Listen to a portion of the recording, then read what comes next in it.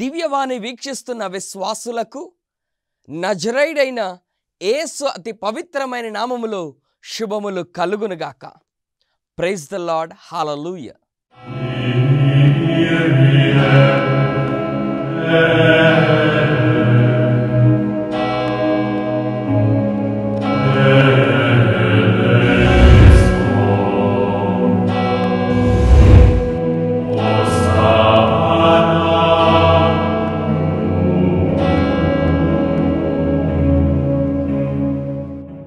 దివ్యవాణి వీక్షిస్తున్న వారందరికీ నూతన సంవత్సర శుభాకాంక్షలు తెలియజేస్తూ ఉన్నాం.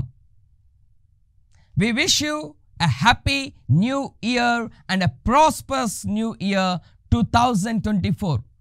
2024వ నూతన సంవత్సర శుభాకాంక్షలు అందిస్తూ ఉన్నాం.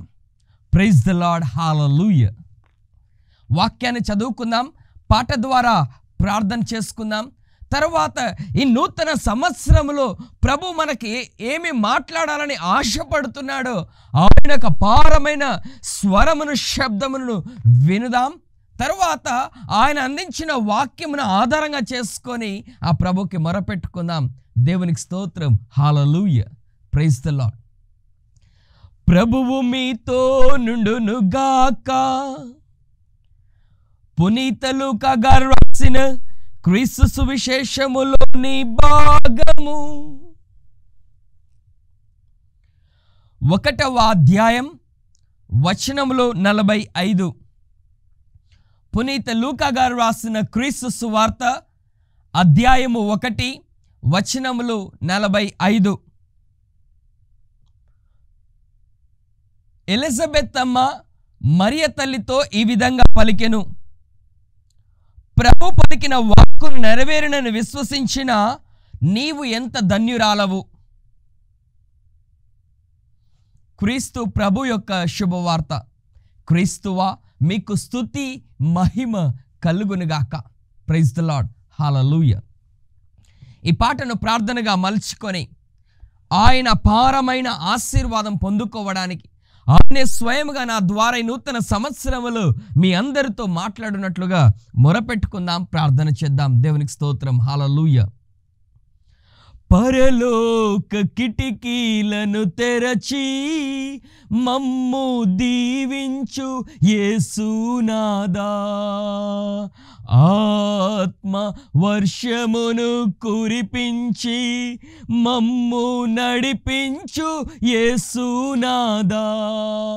పరలోక కిటికీలను తెరచి మమ్ము దీవించు యేసునాదా, ఆత్మవర్షమును కురిపించి మమ్ము నడిపించు యేసునాదా. పరలోక వర్షం ఆశీర్వాదం కురిపించు యేసునాదా. పరలోక వర్షం ఆశీర్వాదం కురిపించు యేసునాదా. అబ్రహాము ఇస్సాకును దీవించిన దేవా, మమ్ము కూడా దీవించి నడిపించవా. దావీదును అభిషేకించినట్లు తల్లి మరియాను ఎన్నుకున్నట్లు నీ ఆత్మతో మమ్ము అభిషేకించు, నీ ఆత్మతో మమ్ము అభిషేకించు. పరలోక వర్షం ఆశీర్వాదం కురిపించు యేసునాదా. పరలోక వర్షం ఆశీర్వాదం కురిపించు యేసునాదా. Hallelujah hallelujah hallelujah hallelujah hallelujah. Praise the lord. 2024వ నూతన సంవత్సరంలో ప్రభువా, దివ్యవాణి ద్వారా నీ బిడ్డలతో ఏమి మాట్లాడాలని ఆశపడుతున్నావో నీ బిడ్డలతో మాట్లాడు తండ్రి. 2024వ సంవత్సర నూతన ఆశీర్వాదాలు, నూతన వాగ్దానములను దివ్యవాణి వీక్షిస్తున్న వారందరికీ దయచేయునట్లుగా నీ వాక్యాన్ని అందించండి. నీ శుభ సమాచారాన్ని దివ్యవాణి వీక్షిస్తున్న ప్రతి బిడ్డకు లభించినట్లుగా దీవించుమని మా నాథుడును మీ కుమారుడు బాల యేసు పేరిట అడిగి బ్రతిమాలుకొనుచున్నాము తండ్రి. Amen amen amen. Praise the lord. Hallelujah. దివ్యవాణి వీక్షిస్తున్న విశ్వాసులారా, దేవుని చేత మిక్కిలిగా ప్రేమించబడుతున్న దివ్యవాణి వీక్షిస్తున్న విశ్వాసులారా, అందరూ బాగున్నారా? మరి ఒకసారి 2024వ సంవత్సర నూతన శుభాకాంక్షలను అందిస్తూ ఉన్నాం. Wish you all a happy new year and a prosperous new year. Praise the lord. Hallelujah. ఈరోజు ప్రభు మీ అందరితో మాట్లాడాలని ఆశపడుతూ ఉన్నాడు. ఈరోజు ముఖ్యమైన అంశం దేవుని వాగ్దానం. ఈరోజు ముఖ్యమైన అంశం దేవుని యొక్క వాగ్దానం. దేవుడి పవిత్ర గ్రంథములో తన బిడ్డల విషయమై అనేక వాగ్దానాలు చేస్తూ ఉన్నారు. దివ్యవాణి వీక్షిస్తున్న మీతో కూడా ప్రభు వాగ్దానం చేస్తూ ఉన్నారు. మరి ఆనాడు తన బిడ్డలను ఆ వాగ్దానమందు నెరవేర్చినట్లుగా దివ్యవాణి వీక్షిస్తున్న వారందరి విషయంలో కూడా ప్రభు చేయు వాగ్దానములలో నెరవేర్చబోతున్నాడు. ఆమేన్. హల్లెలూయా. కానీ వారు విశ్వసించినట్లుగా దివ్యవాణి వీక్షిస్తున్న విశ్వాసులైన మీరు దేవుని యొక్క వాగ్దానమును విశ్వసిస్తున్నారా, నమ్ముతున్నారా? లూకా సువార్త 1వ అధ్యాయం 45వ వచనంలో వాక్యం సెలవిస్తుంది. ఎలిజబెత్ మరియ తల్లితో పలుకుతున్న మాట, ప్రభు పలికిన వాక్కును నెరవేరునని విశ్వసించిన నీవు ఎంత ధన్యురాలవు. నిజమే, మరియ తల్లి దేవుని యొక్క వాగ్దానములను విశ్వసించిందండి. మరి మీరు దేవుని యొక్క వాగ్దానమును విశ్వసించగలుగుతూ ఉన్నారా? గడిచిన 2023వ సంవత్సరంలో మీ జీవితంలో, మీ కుటుంబంలో ఏదైనా చెడు ఎదురై ఉండవచ్చు, కష్టాలు సంభవించి ఉండవచ్చు, బాధలను నీవు అనుభవించి ఉండవచ్చు. ఈ బాధలను కానీ, ఈ కష్టాలు కానీ దేవుడు నీ నుండి కోరుకుంటున్నాడా అని చెప్పి నువ్వు ఒక్కసారి సందేహాన్ని వ్యక్తం చేసి ఉండవచ్చు. ఒక్కసారి వాక్యం చదువుకునే ఎడల పేతురు రాసిన 2వ లేఖ 3వ అధ్యాయం 9వ వచనం. పేతురు రాసిన 2వ లేఖ 3వ అధ్యాయం 9వ వచనంలో వాక్యం ఈ విధంగా రాయబడింది. ఎవరు కూడా నాశనము కావాలని ఆయన కోరుకోడు అని వాక్యం. దివ్యవాణి వీక్షిస్తున్న విశ్వాసులారా, మరి ఒకసారి మీకోసం ఈ మాటలు చదవాలని ఆశపడుతున్నాను. ఎవరు కూడా నాశనము కావాలని ఆయన వాంఛ కాదట, ఆయన కోరిక కాదట. మళ్ళీ సొలొమోను జ్ఞాన గ్రంథం వాక్యం చదువుకున్న ఎడల సొలొమోను జ్ఞాన గ్రంథం 1వ అధ్యాయం 13వ వచనం, ప్రాణులు చనిపోవట చూచి అతడు సంతసించేవాడు కాదు అని చెప్పి వాక్యం రాయబడుతూ ఉంది. అంటే 2023వ సంవత్సరంలో నీవేమైనా బాధలు అనుభవించావా? 2023వ సంవత్సరంలో నీకేమైనా అనారోగ్యం వచ్చిందా? ఇబ్బందులకు గురయ్యావా? దేవుడి యొక్క వాంఛాది, దేవుడి యొక్క కోరిక నీవు కష్టాలు అనుభవించాలని, శ్రమలకు గురి కావాలని, నీవు 2023వ సంవత్సరంలో ప్రభువు నీవు నశించిపోవుట చూచి ఆయన ఆనందపడాలని ఆయన కోరుకుంటున్నాడా అంటే లేదండి. నీ విషయమై ఎప్పుడు కూడా ఆయన ఏమి కోరుకోడట, నీవు నాశనమగుట దేవుడు కోరుకోడు అని చెప్పి మనం తెలుసుకుంటూ ఉన్నాం. దేవునికి స్తోత్రం. హల్లెలూయ, హల్లెలూయ. మళ్ళీ తిరిగి యాకోబు గారు రాసిన లేఖ 2వ అధ్యాయం, యాకోబు గారు రాసిన లేఖ 2వ అధ్యాయం 5, 6, 7, 8 వచనాలు చదువుకున్న ఎడల ఆ ప్రభు ఈ విధంగా సెలవిస్తూ ఉన్నాడు. తనను ప్రేమించు వారికి ఆయన రాజ్యమున వాగ్దానములను వసగును అని.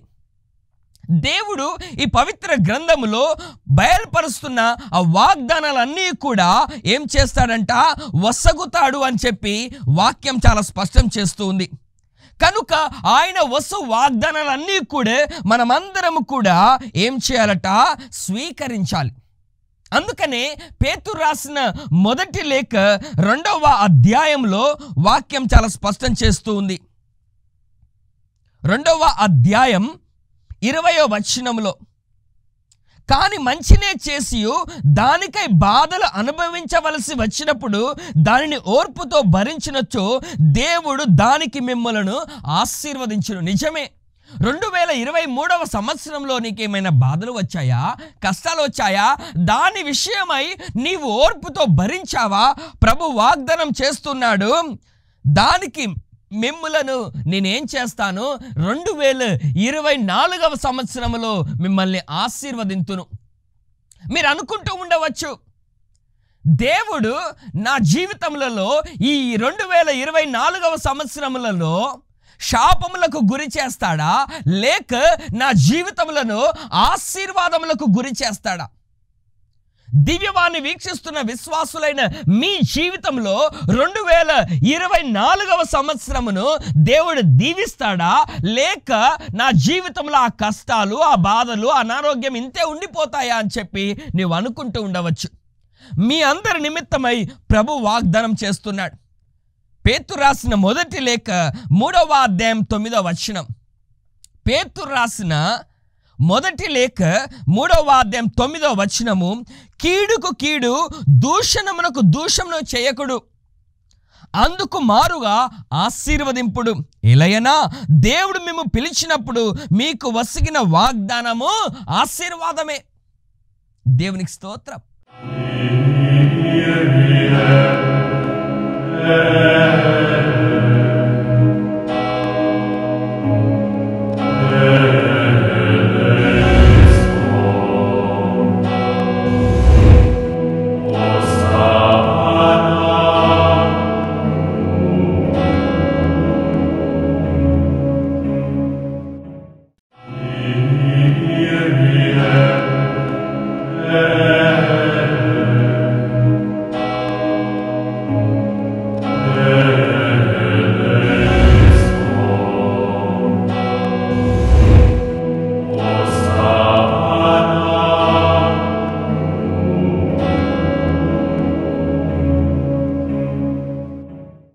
దివ్యవాణి వీక్షిస్తున్న విశ్వాసులైన మీ అందరికీ కూడా ప్రభు మాట్లాడుతూ అంటున్నాడు, ఈ నూతన సంవత్సరంలో మీకు వసగునది ఆశీర్వాదమే అంటున్నాడు. ఆమేన్. దేవునికి స్తోత్రం.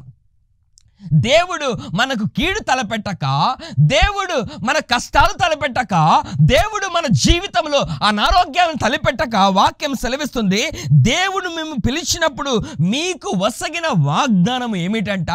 ఆశీర్వాదమే. అనుకోండి, ఈ నూతన సంవత్సరం 2024వ సంవత్సరంలో దేవుడు మనందరికీ వసగు వాగ్దానం ఏమిటి అనంటే ఆశీర్వాదమే. ఇది నా మాట కాదండి. పేతురు రాసిన మొదటి లేఖ 3వ అధ్యాయం 9వ వచనము ద్వారా ప్రభు పలుకుతున్న మాట, ఆయన వసగు వాగ్దానం ఏమిటి అంట? ఆశీర్వాదమే. ఈ ఆశీర్వాదము మనందరి జీవితంలో, అనగా దివ్యవాణి వీక్షిస్తున్న వారందరి జీవితంలో వసగబడును గాక. ఏంటిది? ఆశీర్వాదం. కీడు కాదండి, దూషణ కాదండి, శాపాలు కాదండి, అవన్నిటి నుంచి విడుదల దయచేసి దేవుడు వాగ్దానముగా ఆశీర్వాదము వసగునుగాక. ఆమేన్, ఆమేన్, ఆమేన్. మరి అటువంటి ఆశీర్వాదమును నీవు నేను మనమందరము కూడా స్వీకరించాలి. మరి హెబ్రీలకు రాసిన లేఖ 5వ అధ్యాయం 13వ వచనం చదువుకునే ఎడల దేవుడు అబ్రహామునకు ఒక వాగ్దానం చేశాడట. చేసిన వాగ్దానాన్ని బట్టి విశ్వసించాడట.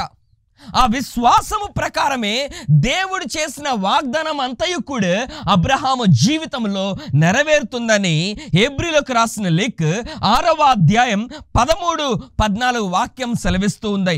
నేను నిన్ను దీవించి నీ వంశమును అభివృద్ధి చేయదనని నీ వాగ్దానం ఒగర్చుచున్నాను అని దేవుడు చెప్పాను అని. నిజమే, దేవుడే స్వయంగా చెబుతున్న మాట, నేను నీ వంశములను నిన్నును దీవింతును అని వాగ్దానం చేస్తున్నాడు. దీవెనలే పలుకుతున్నాడండి. ఆయన వాగ్దానములోను ఏం పలుకుతాడు? దీవెనలే పలుకుతాడు. దివ్యవాణి వీక్షిస్తున్న విశ్వాసులరే, మీ అందరికీ ఒక ప్రశ్న, మీ అందరికీ కూడా ఒకటే ఒక ప్రశ్న. మనం ఆర్టికల్ షాప్లోకి వెళ్ళి వాగ్దానము కలిగిన ఒక కట్టను తీసుకుందాం అనుకుందాం, వాగ్దానము కలిగిన పేపర్లు తీసుకుందాం అనుకుందాం. తీసుకున్న ఏ వాగ్దానములోనైనా శాపము ఉందా? ఏ వాగ్దానంలోనైనా శ్రమలు కలుగున్న ఆ వాగ్దానాలు ఉంటూ ఉన్నాయా? ఏమీ ఉండవండి. ఆ వాగ్దానాలన్నీ కూడా ప్రభు యొక్క ఆశీర్వాద వచనములే ఉంటూ ఉన్నాయి. దేవునికి స్తోత్రం. హెబ్రీలకు రాసిన లేఖ 6వ అధ్యాయం 14వ వచనంలో కూడా ప్రభు వసుగుతున్న మాట ఏమిటంటే, నేను మిమ్మలను ఆశీర్వదింతును అనే వాగ్దానం మాత్రమే మీరు తీసుకున్న నూతన సంవత్సర వాగ్దానాలు అన్నిటిలో ఉంటుందండి. ఏ వాగ్దానమైనా తీసుకోండి. అందుకనే దేవుని యొక్క వాగ్దానములు శాపనార్థములైన వాగ్దానములు కాదండి.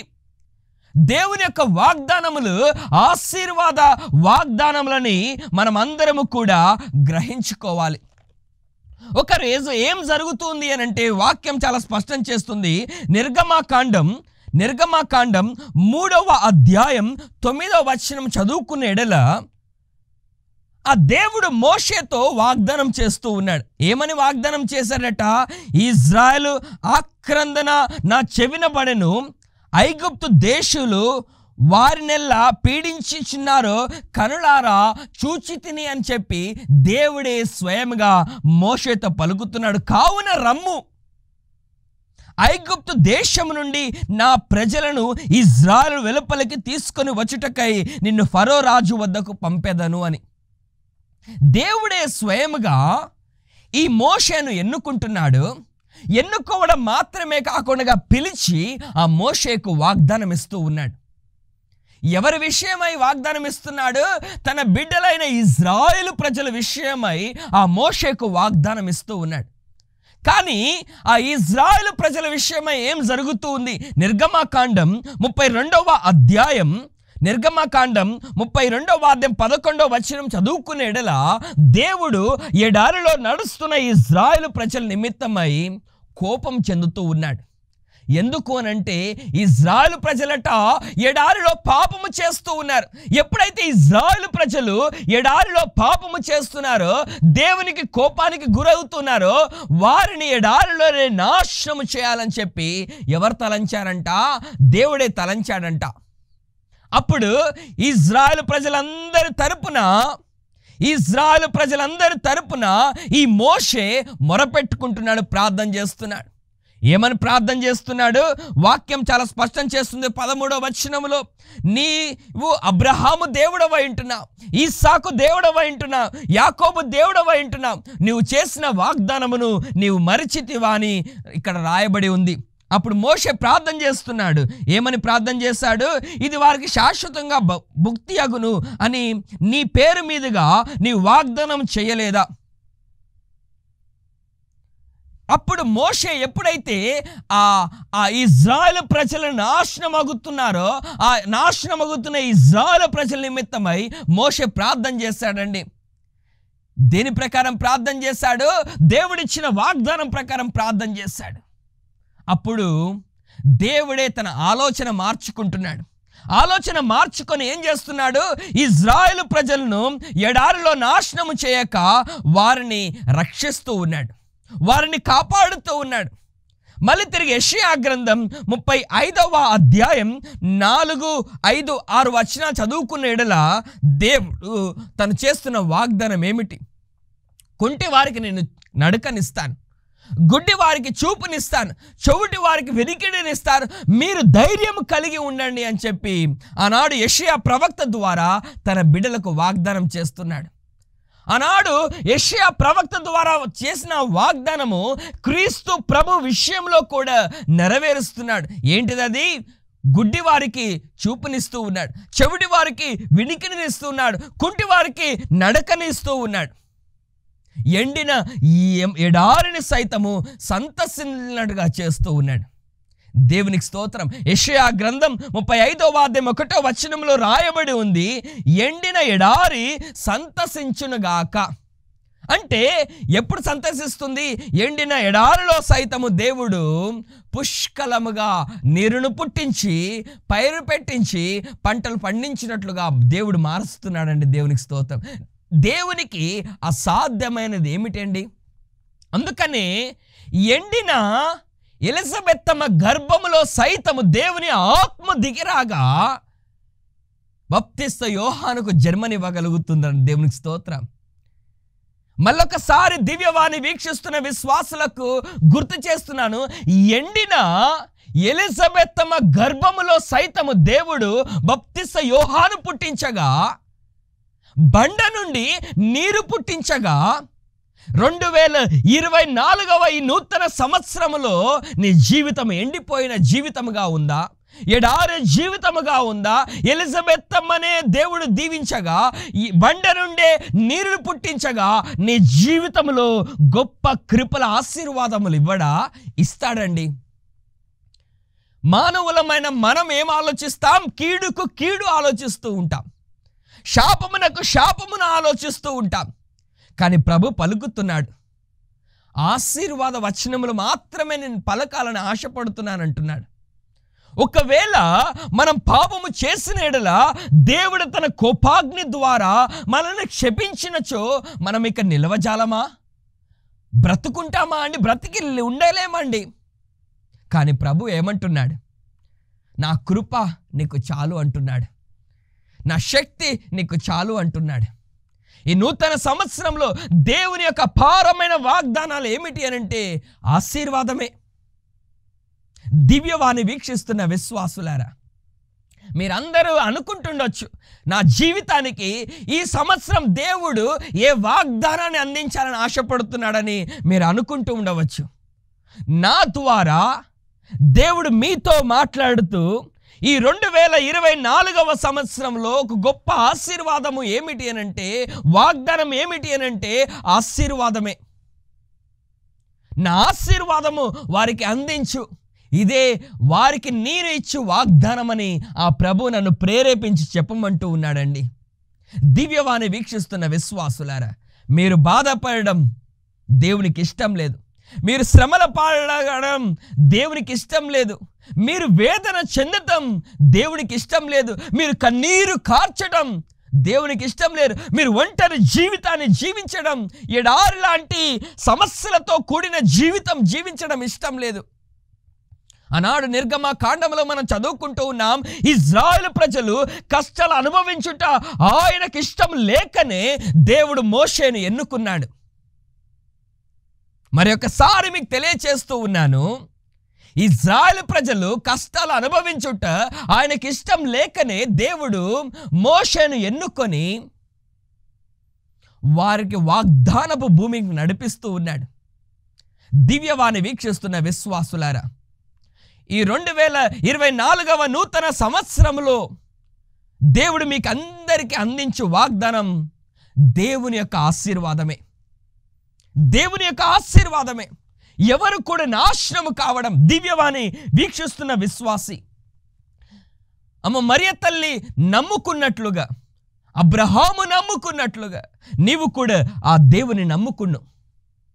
ఆ దేవుడి మీద పరిపూర్ణమైన విశ్వాసము కలిగి ఉండు. దేవుడు నీ జీవితంలో కూడా ఆశీర్వాదాన్ని అందించబోతూ ఉన్నాడు. ఈ నూతన సంవత్సరంలో నువ్వే సమస్యతో అయితే ఉన్నావో, ఏ బాధతోనైతే ఉన్నావో, ఇక ఆ బాధను ప్రభు తొలగించబోతున్నాడు. గుడ్డివాడికి చూపునిస్తున్న దేవుడు, కుంటివారికి నడకనిస్తున్న దేవుడు, కుష్ఠరోగి స్వస్థతను దయచేసిన దేవుడు, ఎడారిని సైతం పచ్చని పొరలుగా మార్చిన దేవుడు, గొడ్రాలైన ఎలిజబెత్తమ్మ జీవితంలో సంతానాన్ని ప్రసాదించిన దేవుడు, మరియ తల్లికి శుభవర్చములు పలికిన దేవుడు ఈ 2024వ సంవత్సరంలో మీ జీవితంలో కూడా శుభవచనములు పలుకునుగాక, ఆశీర్వాద వచనములు పలుకునుగాక. దేవుడు సదా మిమ్మును మీ కుటుంబాన్ని దీవించునుగాక. అనుకోండి మనసులో ఆమేన్ అని. మీ జీవితంలో జరగబోతూ ఉంది. ఇది నా మాటలు కాదండి, నా ఆలోచన కాదు. దేవుడే నా ఆలోచనలో ఉండి, దేవుడే నా మాటలో ఉండి మీతో పలుకుతున్న మాట. దివ్యవాణి వీక్షిస్తున్న విశ్వాసులారా, ప్రభు యొక్క వాగ్దానం ఏమిటి అని అంటే ఆశీర్వాదమే అని అంటున్నాడు. దేవునికి స్తోత్రం.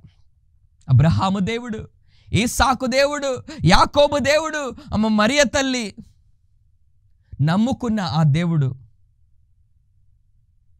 మిమ్మల్ని కూడా దీవించాలని ఆశపడుతున్నాడు. మిమ్మల్ని కూడా ఆశీర్వదించాలని ఆశపడుతున్నాడు. ఆశీర్వాదాన్ని స్వీకరించండి. 2024వ సంవత్సరంలో ప్రభు యొక్క గొప్ప ఆశీర్వాదం స్వీకరించండి. చిన్న ప్రార్థన చేసుకుందామా? మమ్మల్ని మిక్కిలిగా ప్రేమిస్తున్న మా తండ్రి, 2024వ సంవత్సరాన్ని మాకు ఇచ్చావు. 2023వ సంవత్సరంలో పరిపూర్ణముగా మమ్మల్ని దీవించావయ్యా, స్తోత్రం.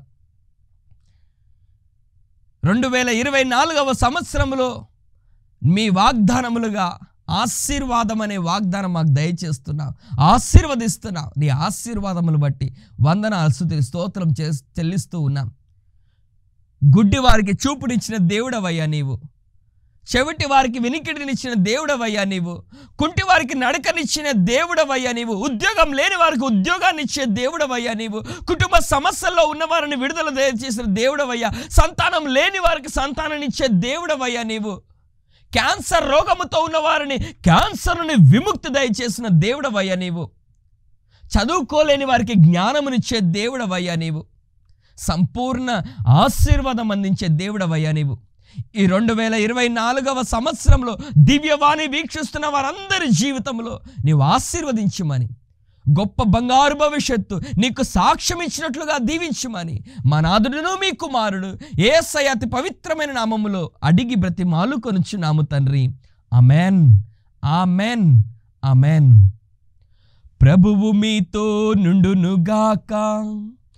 సర్వశక్తిగల సర్వేశ్వరుడు పితా, పుత్ర, పవిత్రాత్మ సదా ఆశీర్వదించి దీవించి కాచి కాపాడుదురుగాక. ఆమేన్, ఆమేన్, ఆమేన్. దివ్యవాణి వీక్షిస్తున్న విశ్వాసులారా, 2024వ సంవత్సరం ప్రభు వాగ్దానం, ప్రభు ఇచ్చు ఆశీర్వాదం. దేవుడు సదా మిమ్మల్ని ఆశీర్వదించి దీవించి కాచి కాపాడుదురుగాక. Amen, amen, amen. Happy new year, a prosperous new year.